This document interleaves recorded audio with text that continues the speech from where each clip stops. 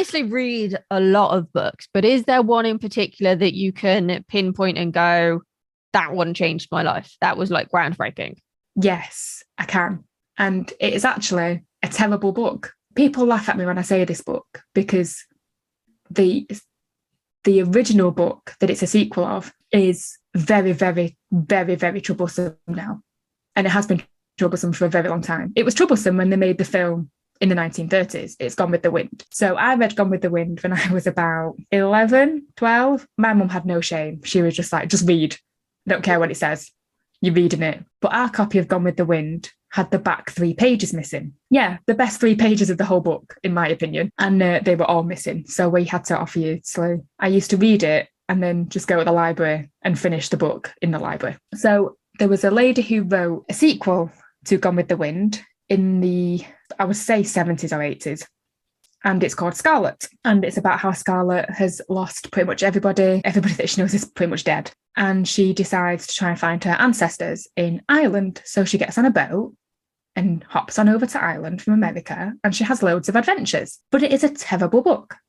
It is absolutely horrendous. But it is one of my favourite ever books because it is so ridiculous. She gives birth on a table in a farmhouse in the middle of a thunderstorm with nobody there with her.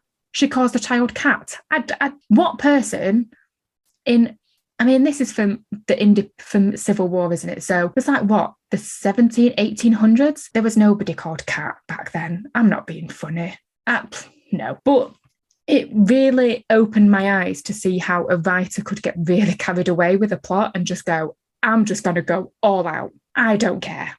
Let's just write this book. And it's what got me into writing to begin with. I was probably about 13 or 14 when I read Scarlet.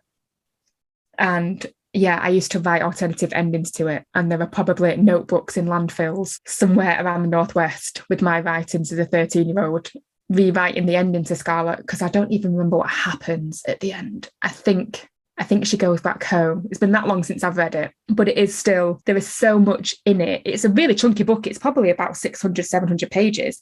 Wow.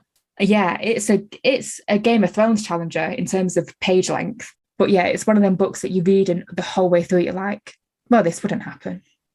And this wouldn't happen.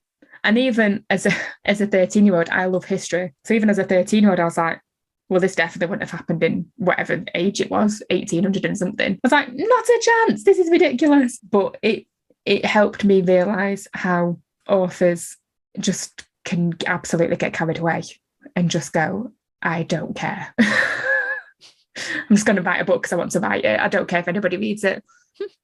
Yeah, I think there is a fine line between going all in and leaning into it with confidence and then just going batshit.